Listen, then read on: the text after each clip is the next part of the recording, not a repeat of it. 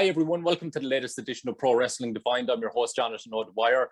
And please remember to subscribe and hit the notification bell to keep up with all future content for interviews with current stars and legends of the business. And on the show today, we have another son of another legend, son of WWE Hall of Famer, one of the greatest of all time, record-setting superstar, record-setting feud with Hulk Hogan that he had in the 1980s, main evented the very first WrestleMania, the one, the only Hall of Famer, Mr. Wonderful Paul Orndorff, his son, Travis Orndorff. How are you doing today, man? Thanks for joining me.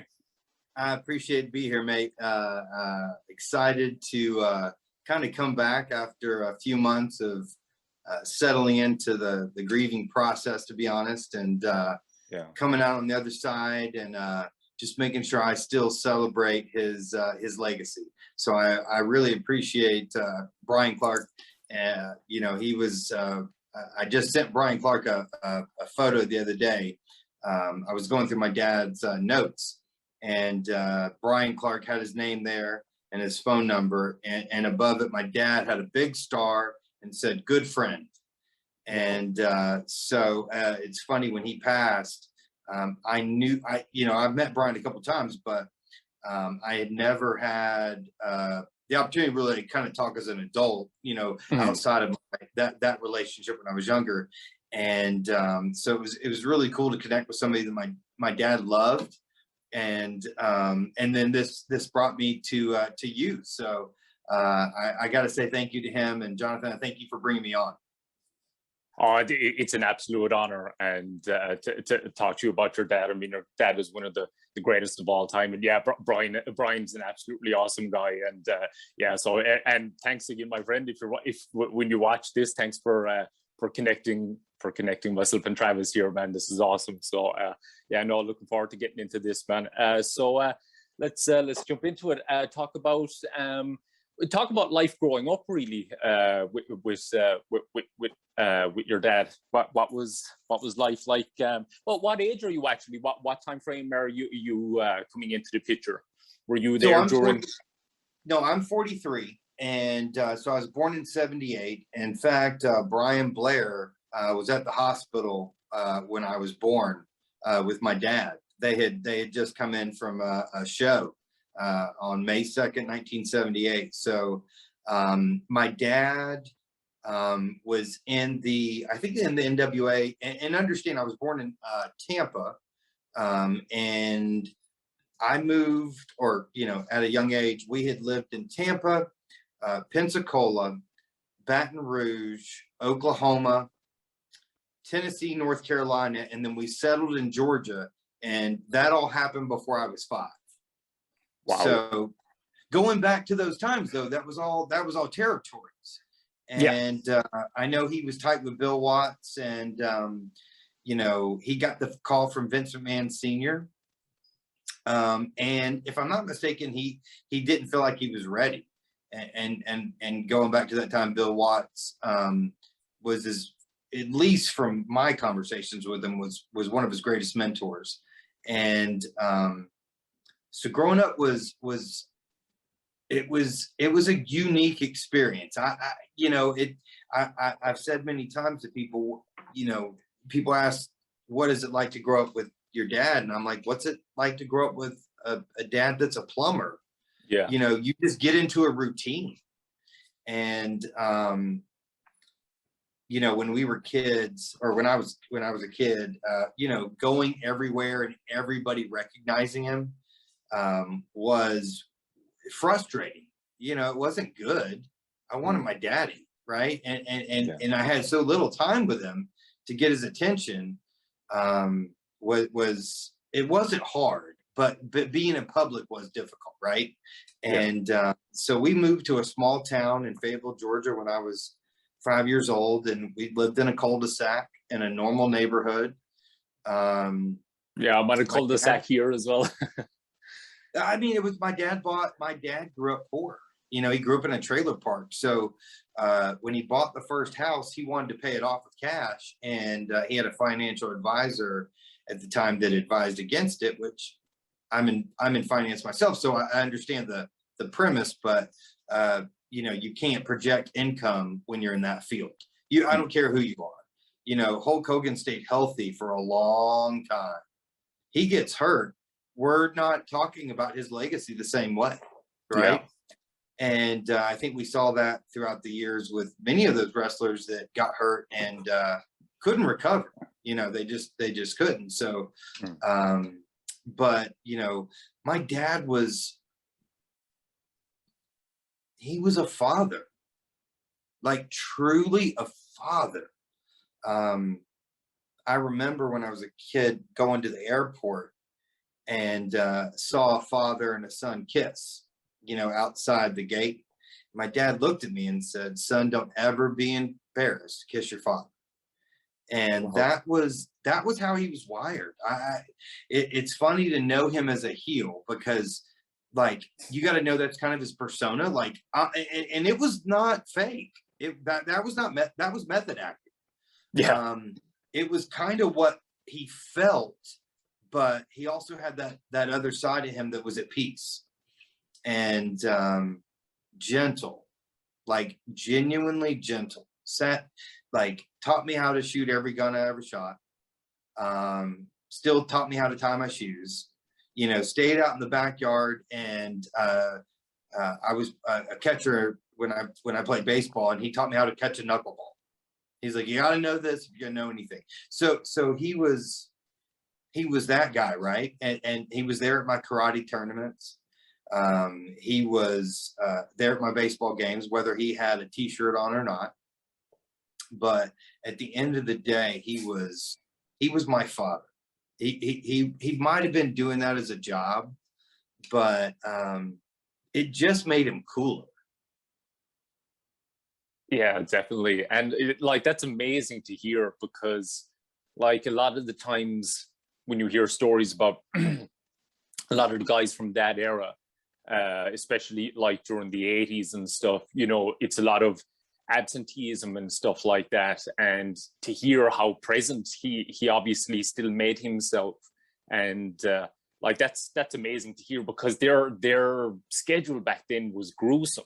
It was crazy, even going into the early 90s. To hear how present he still was and the effort he made to still be a hands-on dad is an amazing credit to what he was like as a human being, for sure. So let me share though, you know, so he made sure, and I hope I can communicate this well. You should always try to be the adult that you needed as a child.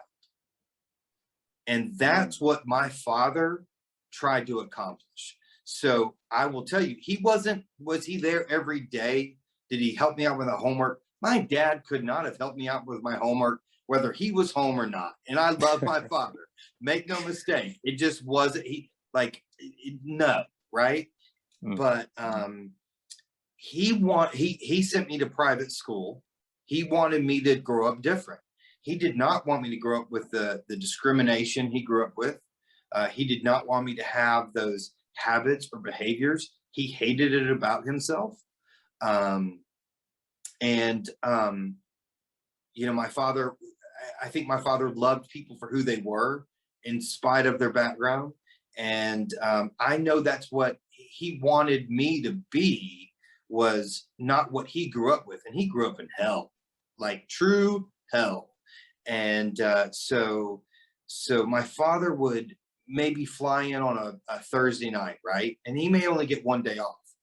So he would come get me out of bed, you know, 2 a.m.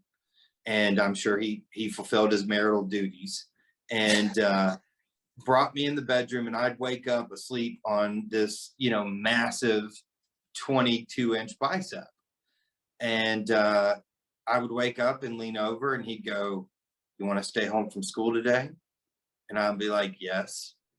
And he'd take, and this is at 5 or 6 years old. Like, yeah. And that's how far I remember. Like we would get up, and I wouldn't go to school that day, and we would go to the gym, and it was a little Gold's Gym, and right behind it was a Del Taco, going back that far.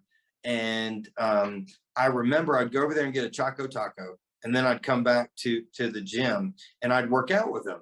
And I had, you know, ironically, I had this big head of hair. You've got some of the photos, right? Oh, and yeah.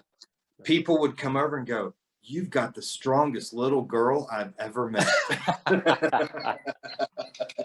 Oh, that's brilliant. And we would spend the day together, and you know, we'd come back home and we would cook out and like my dad. We had dinner at the dinner table every night he was home.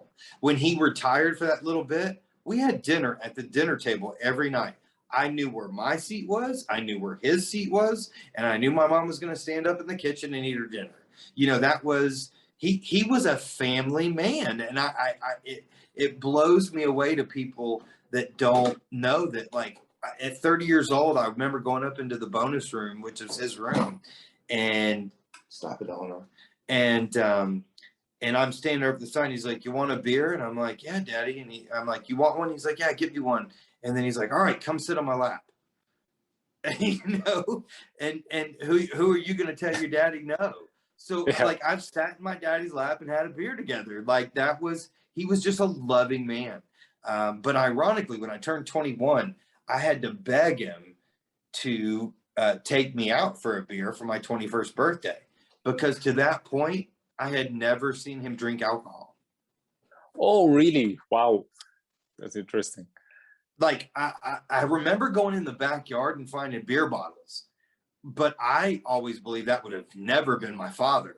But he never let me see him drink ever, and he didn't Wow. drink a lot. He didn't drink a lot anyway. Like he was maybe a glass of wine at night when he was 55, right? And the doctor told him when he got cancer to drink 3 beers a day because he needed the calories. And but I never once saw my father drunk. I might have seen him high a couple times, but I never saw him drunk. And so I got him to take me out for a beer, and he was so uncomfortable because he grew up around alcoholics. Oh, okay. So he didn't want me to turn into an alcoholic. And I, you know, I don't know how to exude it. Like there's so many words you have. He was so amazing. Like he was so amazing. He was so amazing. Yeah. An amazing man. And like obviously the last 2 months must have been absolute hell, but with the amount of has there been a level of comfort from the amount of love and respect that's outpoured from fans and co-workers and everything? Because it's been incredible, the amount of reaction from again both fans all over the world and co-workers and everything. Just nothing but love and respect. Has that been a source of strength for you? Oh, Jonathan, I have sat out on the front porch of my house and read, you know, and a lot of them were messages sent to me, and I didn't expect that, you know, of the thousands, and I mean thousands of messages I've received, maybe 1 or 2. In fact, I can only think of 2 that were negative. And that speaks volumes. And they were directed at me, and I understood it, you know, because when I posted the video of his health, it upset a lot of people. And you know, it's funny, the Bible says that the truth teller will be hated in his hometown. Yeah, and it's very true. It is. That's why you know, so Jesus was hated, you know, in his own hometown, in spite of the miracles, right? So it was when you put together what has happened and what has evolved in me. I always loved my father, but I didn't always embrace his, you know, Mr. Wonderful. I thought I had to distance myself, so I had my own identity, and it's part of my identity. I didn't know that before. You know, or maybe I didn't want to have to live up to it, or I didn't want people to think I was using it, but to celebrate my father's greatness is not a bad thing. And to enjoy and go back and, I've spent more money on eBay in the last 2 months than I have in my lifetime, finding toys that I never knew existed and never got as a child, which pisses me off. So, but the messages have come from all over the world, and I mean from people of different faiths, of different cultures, the Netherlands, Italy, Peru, Cuba. I've gotten messages in Hebrew once, which I didn't know I looked at it and I was like, is that? No. And it was. And I've had to go through and get these messages changed so I could see what they were saying. I mean, all over the world, Australia, and most of the stories that I'll tell you, Jonathan, they're moments where my dad emotionally or physically touched them in a way. It wasn't the wrestling match. It was, I remember getting a message from somebody in New York that after my dad wrestled in Madison Square Garden, he was walking out and this young man and his friend walked up and wanted my dad's autograph, and my dad took him out to pizza and bought him a pizza. And told, I could find it on my Instagram, and told them to, respect your parents and respect God. And, you need to work out and be diligent and eat right. And have these deep, decent conversations. And I'm like, man, I was 5. I didn't know my dad did that. I mean, I knew he did it with me, but he did it with everybody. And that's what blows me away, that he would be in a gym and somebody would walk up and he'd be like, hey, pleasure to meet you. You want an autograph? Yeah. Let's work out. Wow. And it's story after story. It would take me weeks to tell you stories, that I've received about things my father has done with people in the Special Olympics, or going to a cancer ward and carrying a woman outside for the first time. She was 14, carried a woman outside, and that was the only time she had seen the sun in a couple of years. She ended up recovering, and 20 years later, I get this phone call. I'm a loan officer at a bank, and I get a phone call from a client, and they're like, "You're doing my dad's loan," and she starts telling me this story. No way. And she's crying, saying, "Your dad made me believe I could live through cancer, and I'm still here today at 48 years old." And here's the crazy part. It was at Eggleston Hospital. I was in Eggleston because I was sick. So my dad had left me to go visit the other rooms, and went and saw her because people were requesting it. Those are the things that come out about my father that I'm like, man, how do you don't live up to that. You don't. That's incredible. But you can grow from it yourself. Absolutely. You can use it as inspiration. I mean, that's incredible stuff. That's an amazing it's an amazing path, not to live up to, but to follow on from. That's absolutely amazing. And just going on to some of your memories of his career as well. Talk about some of the moments that really stick out, from when you were actually ringside, or even backstage, or whatever. What are the moments that really stick out?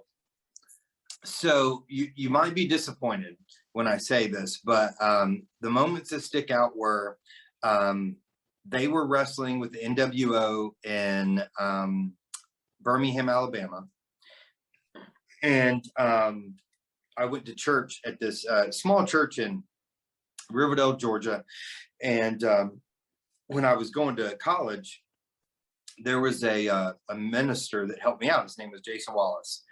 And he was a huge fan of wrestling. And for me, I didn't really, I got it, but it just didn't when you're backstage and they're putting on the makeup, it loses some of its.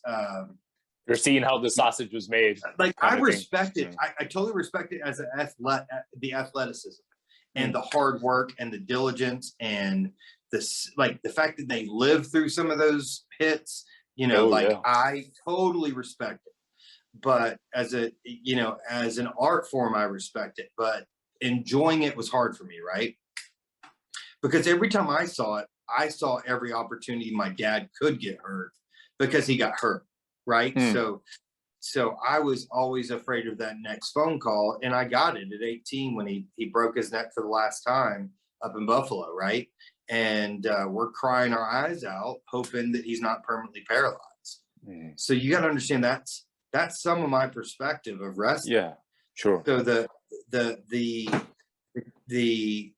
memories I have are my dad getting tickets for Jason Wallace at the front row, and I remember seeing him on TV and seeing him pat Sting on the back after he dropped into that section. And I told Dad, hey, he's a big fan of Sting, but my dad made sure he got seats so that he got to be there when Sting, back when he had switched to the Crow theme. He got to pat him on the back as he got into the ring with the back. And those are memories that really mean something to me, right? So it wasn't so much when I got to enjoy the wrestling as much as I got to extend it to the friends I had, and they loved it. My best friend, Kevin Landry, was there and met so many wrestlers, and my dad, he was a huge fan of my dad. So the first time he came over, I remember my dad was walking down the steps, which when my dad walks down the steps in that house, I mean, it sounded like a freight train, right? His legs were so, and my friend Kevin saw his legs. He's like, man, I saw these marble stones coming down the steps and it sounded like it. And I had to run away, right? So, my friends had this, kind of aura about him, but, that same guy made sure that when they came to the wrestling events, he introduced them to everybody. He made them feel a part of that community just because they were my friends, and he wanted them. He just respected and loved people, right? So it was never anything for us to stop after we had, lunch at Cracker Barrel on the road and my dad sign autographs for 45 minutes.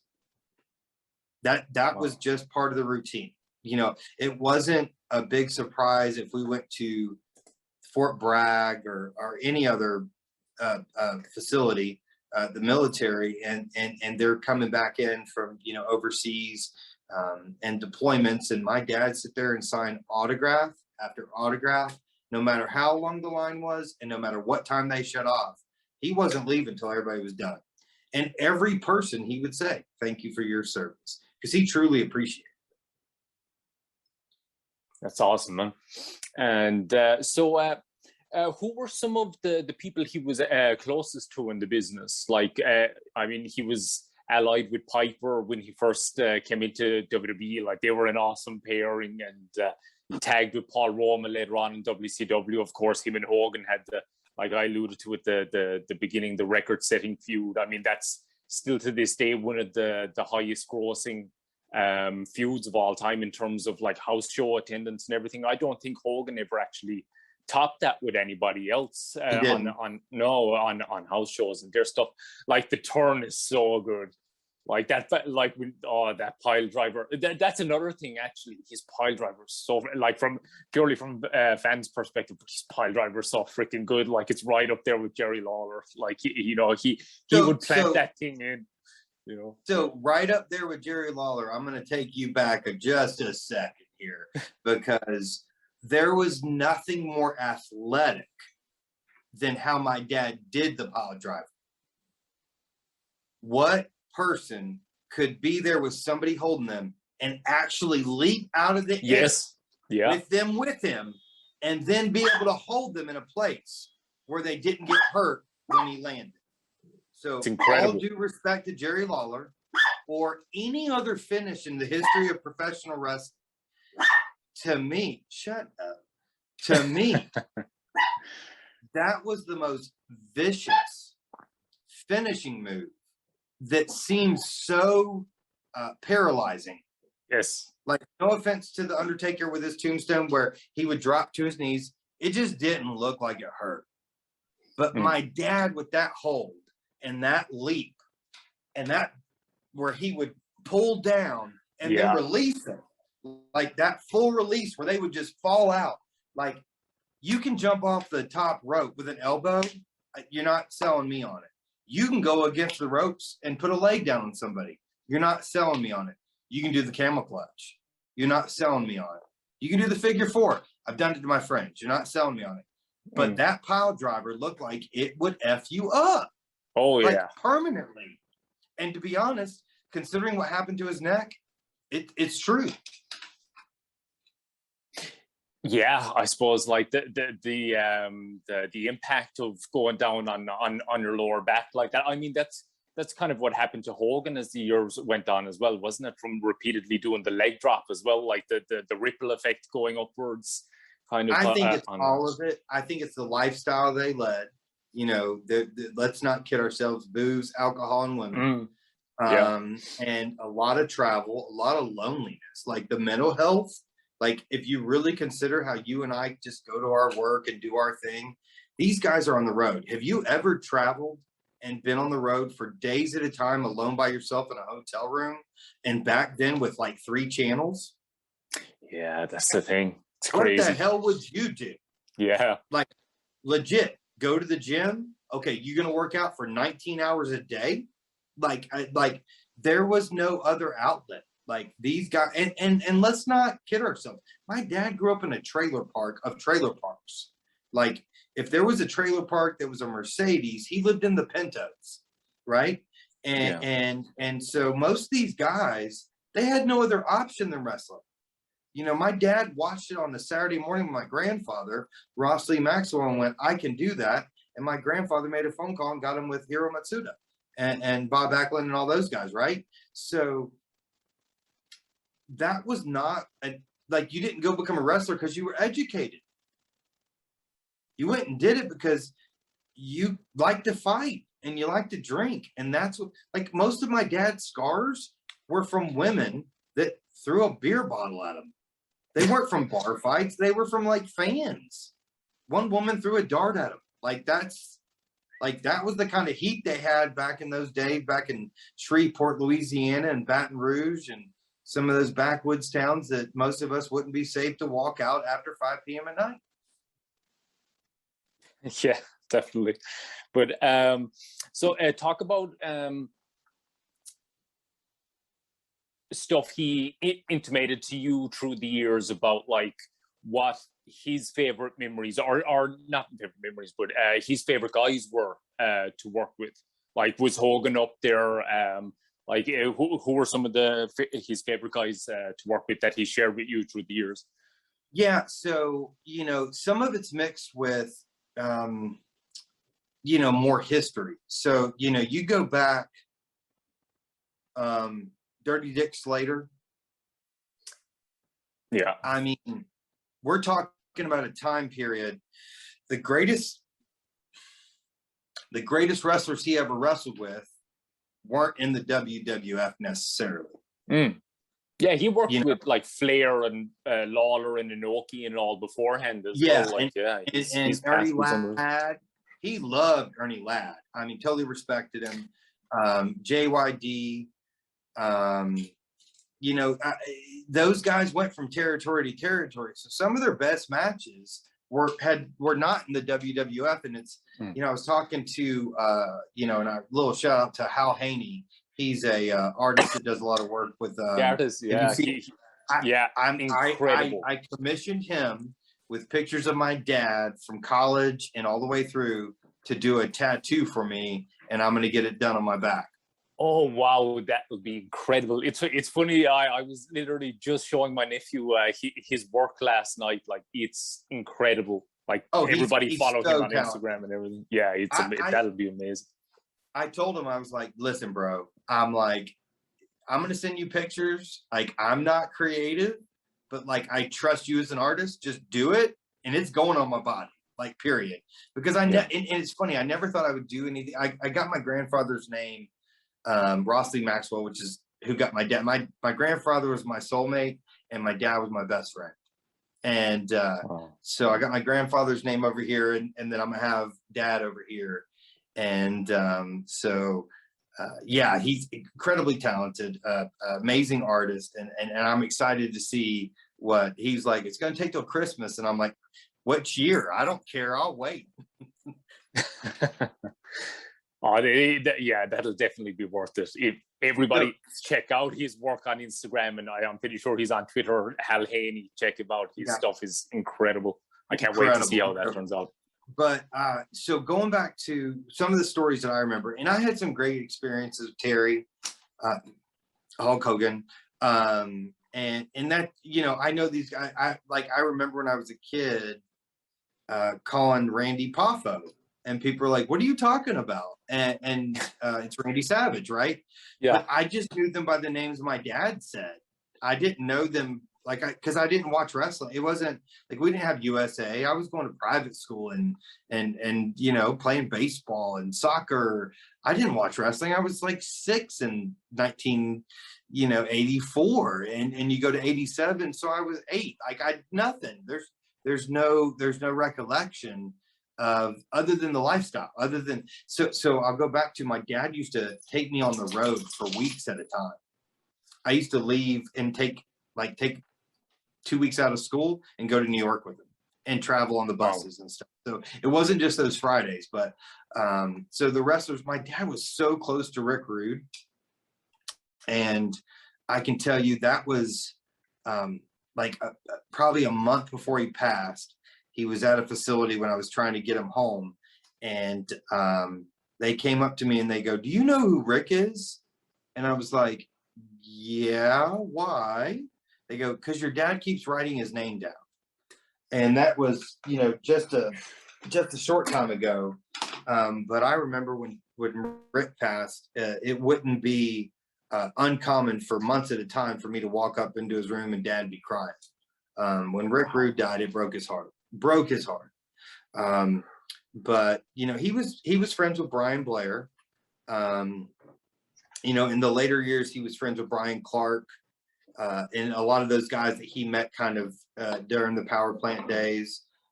It blows me away the number of people that, you know, call my dad every 10 years and we're like, "I know what he would have wanted," and I'm like, "You're an idiot."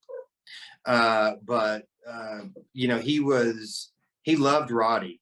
And I remember, you know, seeing Roddie when at the Hall of Fame, and, you know, there were, you know, for me, like I was around JYD. He was kind of my babysitter. Nick Bockwinkel, who was a referee, taught me how to play guitar. Those are the WCW days. Yeah. But my dad was kind of to himself. You know, he hunted with Rude. He hunted with Rick Steiner. He hunted with Steve Austin. You know, I learned how to. It was the first time I ever drove a 5-speed. Was actually a 3 on the tree over at Steve's house, in his yard. Like when my dad was thinking about buying the truck. So it was. There were so many guys that came through, and there were so many people that he had touched. So a lot of the relationships he had were phone calls about, "Let me get your opinion," right? But the people he was the closest to, honestly, was his family. Like I you know, a lot of people wanted to be a wrestler, but that's not my dad. Like there was probably nobody closer to him than me, including his wife. Like we were thick as thieves. Wow. And you mentioned the Hall of Fame there a minute ago. Talk about that whole experience, because that must have been amazing. And Bobby Heenan inducted him as well, like that. That must have been an awesome night. You know, we went out to LA, and you know, my dad and so I think I was 24, 25 at the time. And you know, you go out there and you're taking limos or taking buses and all this stuff. And you're seeing people you grew up with, even though you didn't grow up with them. If that, I think you understand. Yeah. And but it was kind of surreal because my dad was doing his own thing, I was doing my own thing, and like I would go get in the elevator to go to the bus, and I remember I walked in, and what's the guy's name that was Adam Copeland? He was in, Edge. Yeah. Edge. So we got on the elevator, and he's sitting there struggling to tie a tie, right? So I tie his tie for him, and then I get on the bus, and I'm walking to the back, and there's Steve Austin, and I'm like, you son of a bitch, you don't remember me? And when I turned 16, I got a Nissan truck, and he called me to make fun of me about how small my truck was, and how his Ford, he was going to put my truck in the back of the trailer of his Ford and take it out to the dump. And so, running into those guys, it was surreal, but also understand I was never part of it. It was like when I went out to that world, that was never how I interacted with them. So when I went out there, they were all wrestlers. Like even my dad becomes Paul Orndorff versus dad. And you got to kind of know and respect that and allow people to do their thing around them, because there's fans flocking, and you're just sitting there going, why aren't y'all being like we were back at the house? Because they kind of go into that zone. And so it was good to meet a lot of guys. I got to meet Dave Bautista. I got to meet The Rock. I got, which I had met him, I think, when I was younger.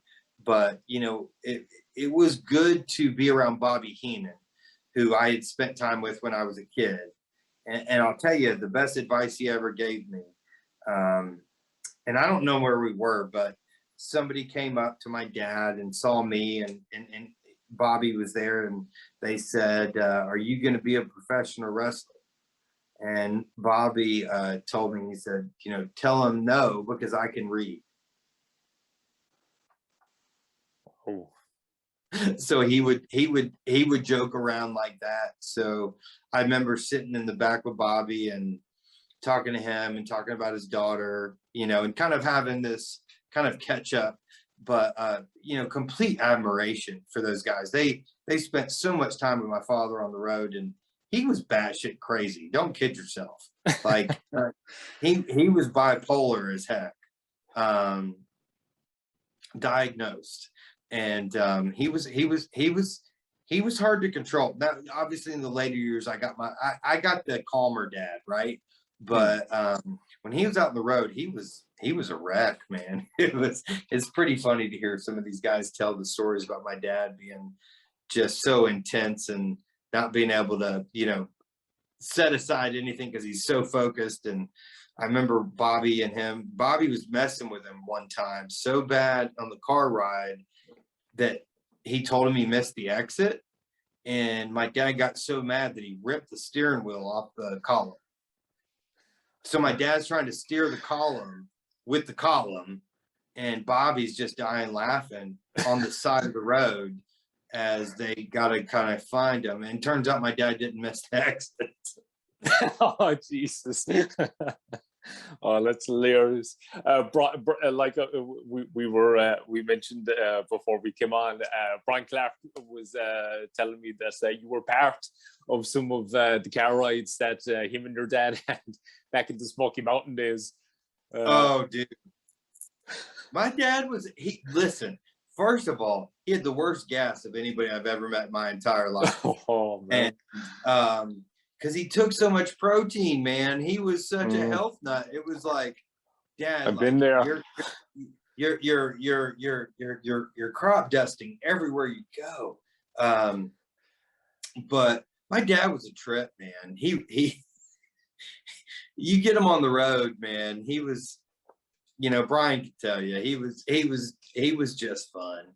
And he wanted to train him. Like as good as a wrestler as he was a better trainer. Wow. That's interesting. Oh, dude, I like, if you think his pile driver was stiff, if you think his, his bumps were real, Go watch him train somebody. He was 10 times the trainer that he was a wrestler. And that's straight shoot. Like, no kayfabe. Like, my dad was a way better trainer than he ever was a wrestler. If you go back and talk to the wrestlers, they don't talk about what a great wrestler he was. They generally talk about how he developed them and gave them advice and walked them through it, and what a great, mentor he was. Like, you don't hear about, yeah, he told me how to do that, leg cross, or that. No, he taught you how to move. He taught you how to understand. He taught you how to be aware of your surroundings and still perform your function and work a move. And his athleticism and his discipline allowed him to go at that intensity. And so I think he imparted if I had to look back at my dad's legacy and be proud of one thing, it wouldn't be WrestleMania. It wouldn't be the cage match, even though that's my favorite, just to be honest. There's a couple matches. Awesome. There's a couple matches that aren't Anderson that I really loved. But I enjoyed the interviews more than anything, like where he's working out in the gym, and where he's getting his shoes polished and his nails polished, and the interviews with Ivan Putski and Mean Gene Orkeland and Gordon Soley, and some of those I enjoyed that. That's what I truly enjoy. The wrestling I appreciate and respect, but I loved it when they were live. And that's why I think for JYD will always be my favorite wrestler. Oh, But my favorite personality will always be Roddy Piper. Yes, he was amazing. I actually got to meet him the year before he passed away. Actually, he was over here. Really nice guy as well. But yeah, what a character, man! What a character! And him and your dad were such a good pairing together as well. When we were at Hall of Fame, I'll remember Roddy came up, and Dad and him were talking, and they were hugging and everything, and Roddy came up and looked at me and goes, "Oh my God, you got old," and gave me the biggest kiss on the cheek, hugged me really close. You there? Yeah, I gotcha. Oh, I'm after losing you again. Oh, sorry. Okay. Yeah. So hugged me really close and said, "I'm so proud of you." Wow. And those guys talked about their kids. And I know I talk to one of Roddy's daughters every once in a while, just kind of checking in and stuff. And those guys, they had their demons, and it haunted them till they died. But they left a great legacy. If you look at what Roddy's kids are doing, if you look at what what I'm doing and what my kids are doing, that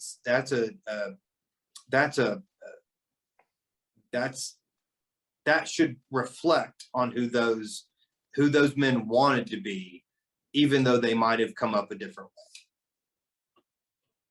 Absolutely, great way to put it. Talk about kind of the flip side of things. I mean, we've talked about the great moments of his career, but like you've alluded to, things got pretty hard in the last couple of years. Talk about how that's about dealing with all that, and how the fan support and such, how much of that was a help to you through everything you had to go through in the last couple of years? So so a few years ago, I went through a divorce, and so I'm comfortable openly saying now, there was a period of time where I distanced myself from my family. And that was my mom, my father, and not necessarily my father, but he was in a situation that I was not comfortable being around. And so there was a period of time where, I mean, I would call and talk, but I didn't spend a lot of time with him, but I would talk to other relatives and, you know, check in. And then I finally started to spend time over there again, and went over there and everything seemed fine. And, you know, you're trusting people that you assume will do the right thing because it's just the right thing to do.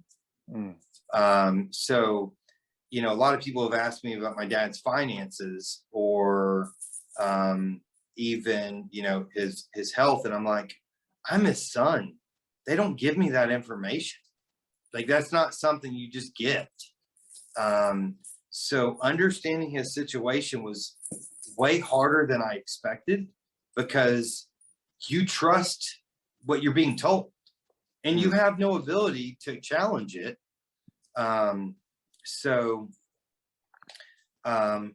It was about 6 years ago that I tried to get him to move in with me.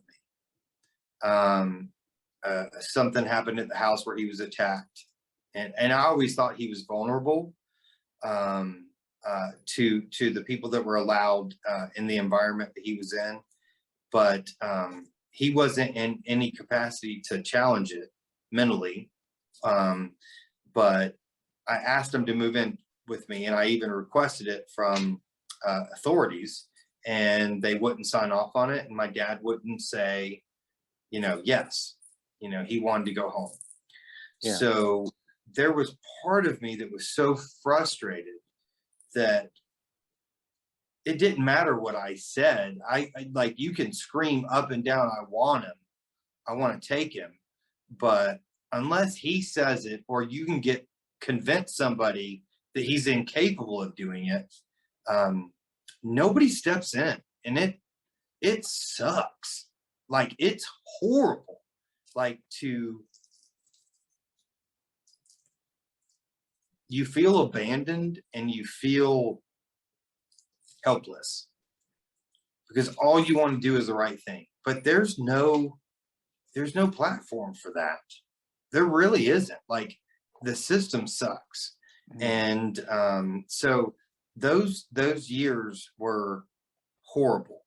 And like, I would keep my distance because I couldn't control it, but I would also keep trying to find out information because I wanted to make sure everything was okay.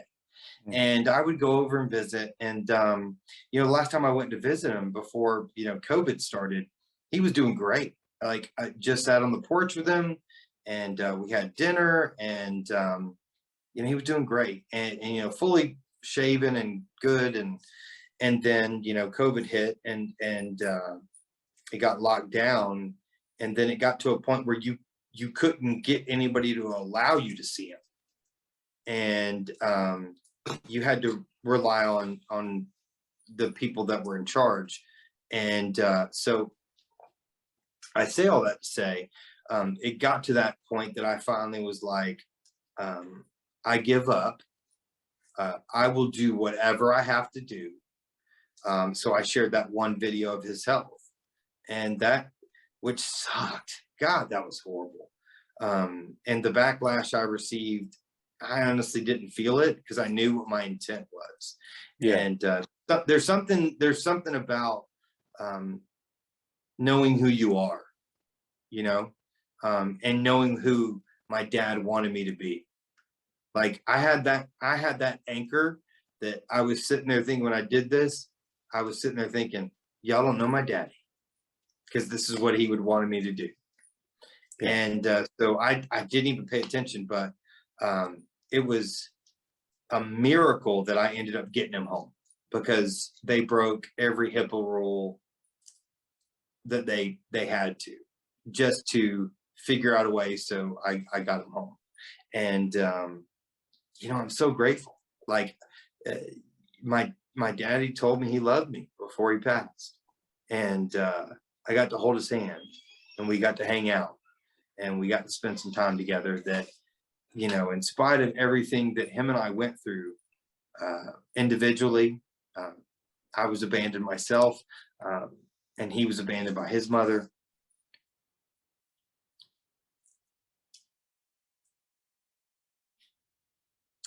We had some special times. For the last 71 years of his life and the 43 years of mine, it was amazing down to the very end. It really was. And his brain was pretty gone, but he knew who I was. And I think that was on purpose. Oh, that's amazing, and thank God that you got that moment before you passed, for him to say that he loved you, and to have that moment. Just before we wrap up, what would you kind of alluded to it earlier on, but in closing, what do you want your dad's legacy to be, both from his career point of view and from a personal point of view? Like, what do you want people to remember about the man, Paul Orndorff? So I think that's not mine to share. What I will tell you is what I think my father would want you to know about him.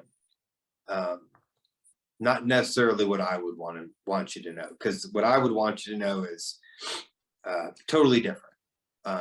What I think my father would want you to know is that 2,000 years ago, a man named Jesus Christ died on the cross, and he believed that if you asked for forgiveness of your sin, that you would go to heaven. And that's something that my father believed with his whole heart. And whether you agree with that or not, that is what he would want you to know. And I think, other than that, if I were to tell you not what he would want you to know, but what he would do, he would tell you to forgive and love every day and cherish every day. Your family is too important. And in spite of how big he was and his fame and his name, he was a family man first. And there's no question in my mind, because he said it over and over, that Jesus Christ is Mr. Wonderful. Then it's your wife, then it's your kids, and then it's your country. And that's what he believed in. That's awesome. I absolutely love that, and I do agree with him on that point. As do I. As do yes. I. Yes. That's I think the perfect note to close on. Thanks so much for joining me, man. It's been an honor. Like, from a wrestling fan's perspective, he's one of the absolute tippy top greatest of all time, and it's been amazing to hear more insight on the man behind the scenes, the father, the husband, everything. I mean, he sounds like he was an absolutely incredible man, and it's been amazing and inspiring. And you've an amazing inspiration to follow up from. So yeah, thanks so much for joining me, man. Thank you, mate. I appreciate you, Jonathan, and God bless you. God bless your future endeavors. I have thoroughly enjoyed this, and I will have to text Brian and tell him thank you, and hope we can do it again, maybe. Oh, without a doubt, man. Without a doubt. Especially when you have that piece on your back, man. We have deal. Yeah, fair enough. You heard it. So we'll Hal we'll Haney, you better be listening. We are gonna do this tattoo, and then you and me and Jonathan are gonna do a podcast. Yes, you heard it here first. All right, mate. Have a great All right, one, thanks brother. so much, man. Thank you. Thank you, man. Thank you for tuning into Pro Wrestling Defined on YouTube. Please like the video if you enjoyed it, and subscribe to the YouTube channel to keep up with all future content. And please follow Pro Wrestling Defined on Twitter, Instagram, and like us on Facebook.